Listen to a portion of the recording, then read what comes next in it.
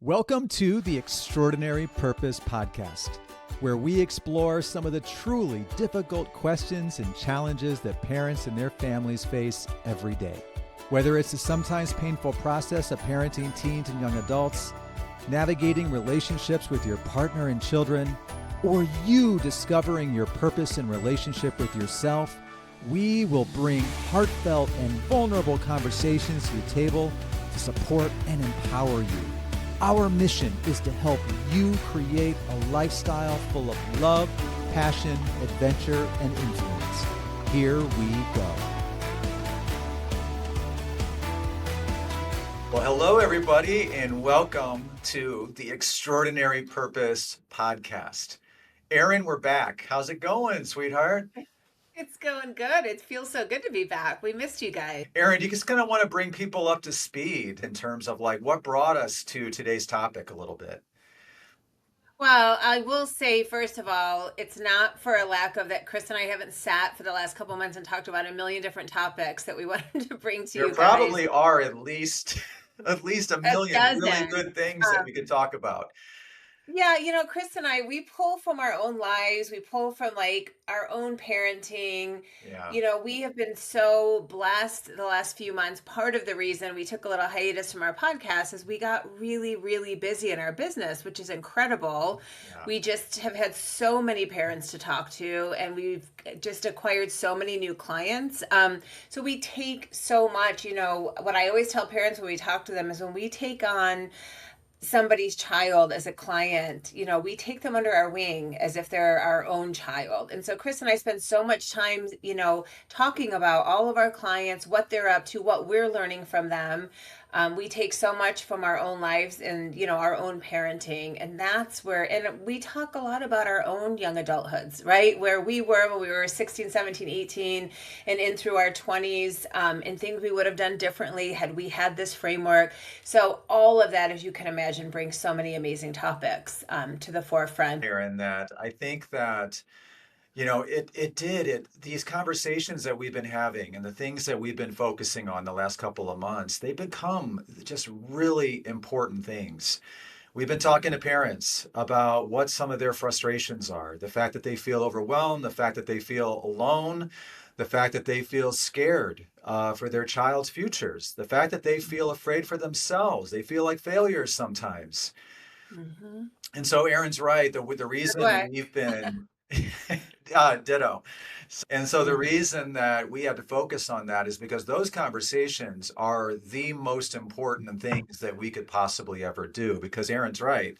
That's how we learn, and that's how we can choose kind of what to do next in terms of like how can we help and how can we support. And so, kind of circling back to your original question, got a little long-winded there, but where did this topic come from today? Yeah. So our topic for today is creating a lifestyle of personal growth. Making personal development, personal growth, whatever you want to call it, a lifestyle, not something you dabble in here and there, not a quick, 12-week coaching program like we offer. That's a great start. And so that's something that I've been saying a lot to parents I talk to when I check in with them midway through their kiddos' work with us, is that we're planting a lot of seeds when we coach these kids. We are planting seeds that hopefully will blossom for the rest of their lives. And I've been saying this to a lot of our clients too, that some of the topics we coach on will, for different kids, will blossom right then and there, and they'll get it and they'll start running with it. And some things, just like what happened with me, will blossom 10, 15 years down the road. I found my personal development path in my really early 20s. And I wish I had known more about this journey when I was just a little bit younger. That's partly why we're so passionate about bringing this to younger kids. But the things that I learned, for me, it started with books. Books started falling off the shelf. And then I started finding mentors in my life, which we didn't call them life coaches back then, but essentially they kind of were. But one book led to the next. One concept led me to something else. Like new neural pathways in my brain were firing like crazy. And I was just learning so much and finding so much. And so sometimes even now in my life, something will happen and I'll remember when I learned that. or something will come to life that I learned 25 years ago.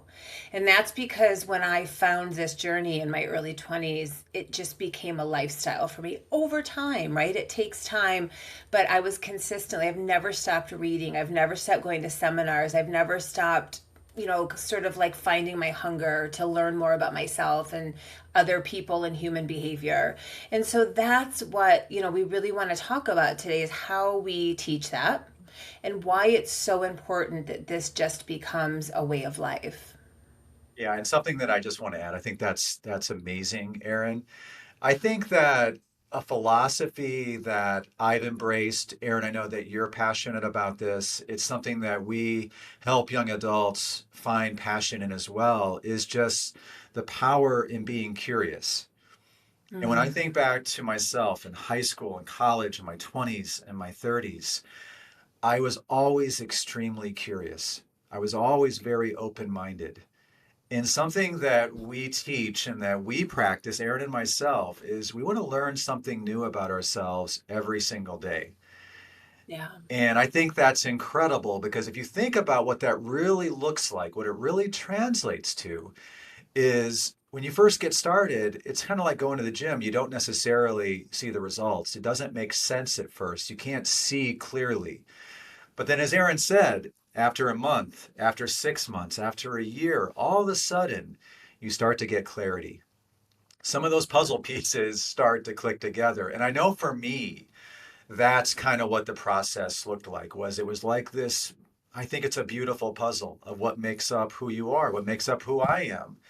And you spend your life and your lifestyle, which is part of what we're going to get into here in a minute, connecting those dots, putting those pieces together, doing things to help you see more clearly so that you can have clarity on some of the most important things in your life, who you are and what's important to you. Two. And I would say too that, a real simple way that I've been really sort of delivering this to my clients lately is that personal growth is a feeling you have, right? So it's as simple as, are you on your path of personal growth or are you veering away from that? Mhm. And it starts to become a feeling you have. It's just like, are you living your life in a place of like love or fear, right? Some things can be that black and white over time. And so, how we teach our clients to start building a foundation of personal growth is through what we call a lot of rituals that we teach. So we have a coaching course that covers all kinds of things like being in touch with your learning about your values and connecting with them, your strengths and passions, and creating a future vision. And all of those things are really important. But what Chris and I always remind the kids we work with is if you don't have a foundation of personal growth that you're building every single day and implementing these habits every single day, knowing your values and having a future vision and knowing your identity doesn't really matter because it's going to fall by the wayside at some point. And we all have been there. I think anybody watching this or listening to this will kind of agree that you've maybe learned a concept, but you didn't implement like how to, find a way to implement it into your everyday life consistently. It falls by the wayside. So So, just Erin, real like quick. the gym is a Oh, great, concept that you just mentioned. Like if we don't find ways to implement getting to the gym every day as much as we want to go, it's not going to happen. I'm sorry, what were we going to say, Chris? that's okay. No, no, that's great. Let's back up a second and let's just make sure that everybody understands like what a ritual is. Yes, absolutely. Because I think that it's such a big part of our coaching, and it's a Yeah. reason why coaching works. It's a reason Mhm. why personal development works, is that a ritual is something that you integrate into your daily life with intention and with purpose, quite simply. Yep. Meaning that everything you're doing, you're not just doing it once. You're not just going to the gym once. You're not just checking in with yourself or becoming mindful or journaling once. You are doing these things with a purpose to help you in some way. You're doing them every single day. And you're doing it with a growth mindset. So your goal every day is to kind of notice like what's working and then how can I get a little bit better? Right? That's how we're challenging people is say, okay, you know what? You have this amazing opportunity to keep getting better, to find your potential. But the only real way to find your potential is to focus on improvement, like really Mm-hmm. leaning into some of these rituals that we're going to be talking about here in a second to keep getting better at them. And the cool thing about rituals is they always come back to you. They always come back to the individual. They are all about making the individual a better human being in this world, right? And so, something, especially with young people, that rituals help with is it helps to eliminate the looking outside of themselves too much or blaming outside of themselves. And I shouldn't just say young adults because I think we all do that as adults too, right? It's easy to look back at our past or look outside of us and think where somebody's not doing the right thing, or somebody did something wrong to us in our past. It gives everybody an opportunity to create new meaning and to bring the focus back to yourself. And so some of the rituals that we have our clients implement and that Chris and I, these came from us practicing them throughout our lives. So we have been practicing these same rituals for a really long time. But just to name a few are, so personal development reading. We actually just created a whole new lesson in our course on this with a whole list of personal growth books because it's been such a huge part of our personal development journey. But getting in the habit of learning and growing through reading personal growth books is absolutely huge. Mindfulness meditation. Meditation is an opportunity to really come home to yourself. That's the best way I can always put it. It gives you that feeling of being home in your skin and connecting with the sort of the deepest part of oneself. Nature walks. We teach our clients to get outside, to connect with nature, put your phones away, all the distractions, to go by themselves if possible, and just really connect with themselves and let their senses be lit up by being out in nature. It's a great way for them to connect with the work they're doing in our course. What are some that you want to talk about, Chris? I think that where I want to start with this is that some of what really helps with this is just the concept of balance. Okay, so Mm. I think that a lot of us, we go into our days, we don't really have a plan, and we're just trying to get to the finish line. And usually that finish line is school or work or something else. But very rarely is it this balanced approach where you're very careful and intentional about taking good care of yourself, about keeping yourself focused on what's important, about keeping yourself feeling good, because we know that our days are a roller coaster. You have moments where you have a lot of energy and you feel great, and then some days or some moments you feel the opposite. And yet some people still try to plow through. And so when we're talking about rituals and we're talking about the things that Erin and I do, it's really about taking really good care of ourselves. It's about knowing in any given moment what I need in order to feel better, in order to move forward, in order to navigate a challenge. And so a lot of what Erin just said are things that she uses for those various reasons. And so I will just throw in a couple of my favorite rituals. One is exercise. Now, exercise comes in lots of different shapes and sizes. It could be working out, it could be running, it could be doing yoga, it could be going out for a walk. We kind of do all the above. But I will tell you what the real benefits of exercise are. And this is something that we coach young adults on because it's such an important ritual to learn and integrate into your life at a young age is exercise not only gives you physical benefits. The physical benefits are awesome. You look good, you're stronger aesthetically, you might lose weight. All of those are great things. But in all honesty, what helps me the most with exercise is the mental benefits. Is when I start an exercise, I'm usually stressed, I might be anxious, I might be overwhelmed, I might be in my thoughts about something. And I will tell you during the process of working out, of going for a run, all of those things calm down. I work through all of those different resistances and challenges and thoughts and feelings. And at some point during that exercise, I feel better. I feel better. And that's the benefit of a ritual is by the time that you're done doing it, usually once you start doing it, you're going to start to feel better. Another ritual that I'm very passionate about is getting outside in nature. Okay. Erin mentioned nature walks, right? being outside, being in the sunshine, being in the forest, being off of devices with friends and family. Aaron and I, between the two of us, have four amazing kids that we probably don't spend enough time with in person. We'd love to, but everyone's so busy. And so creating intentional time for everybody to get outside, go for a walk, go to the forest, spend time together, it has a healing effect. And so Hmm. the reason that Aaron and I are sharing these rituals, and there's a lot of other ones that we'd be more than happy to talk to you about as well, is that when you do these things and you do them intentionally and you do them consistently and they're planned and built into your days and your weeks, you're then able to show up in the other areas of your life so much stronger. You're going to be better at work. You're going to be better with your coworkers and with your boss. You're going to be better with your friends and your family. You're going to be better at school. You're going to be able to focus more because we get people feeling better. And so I think that, once again, I know we've used that feeling word now 5 times during this conversation.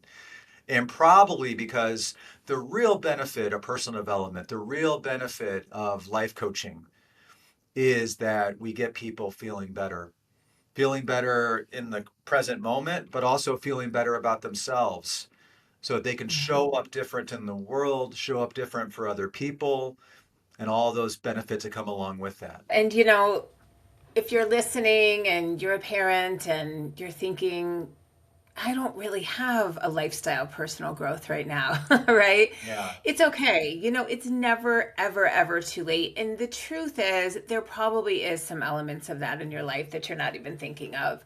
And so anybody can start their journey of personal growth at any time. It's picking up a book, it's joining a coaching program, it's getting outside in nature and creating rituals for yourself. There really is no complete guideline for how to start a journey of personal development and create a lifestyle around that. It's taking one small step. I just can't think of anything better. I can't think of a greater gift. And I always tell parents that for their children. I think the greatest gift is that we talk to so many parents. We've been talking to so many parents, and they see this beautiful potential in their kids. We talk to these kids, we talk to these teenagers, high school students, college students, kids in their 20s. They don't Yeah. see it in themselves. And they're like, "Well, I don't get it." And then they start this experience. They start life coaching, they start our program, they start working with Erin and myself. And very early in this process, we get them seeing some of these things, trying some of these things. And then Hmm. something magical happens. It's not magic, though. You take some of those first steps that Erin just talked about, and all of a sudden it starts to open your eyes. And once your eyes are opened, then game's on.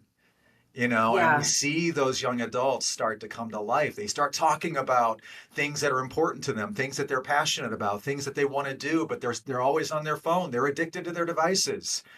They're spending too Hmm. much time with their friends, but all of a sudden they're starting to realize, wait a second, I have a choice. And I think at the end of the day, that's boils down to what we're talking about today is choosing how to spend your time, how to Hmm. spend all the time you have in the day. And rituals, these amazing things that we coach young adults on, are probably there's no better way to spend your time because of Yeah. the positive impact that it can have on their lives. If you are listening to this and you're thinking, there's no way my kids are going to join a coaching program or my kid would never be into personal development right now. It's just, I get it. And I tell parents this all the time just because I coach and have coached teens and young adults for several years now does not mean that my kids want Yeah. to hear it from me, and so that's challenging. It really takes a village and it takes a lot of other mentors in our kids' lives.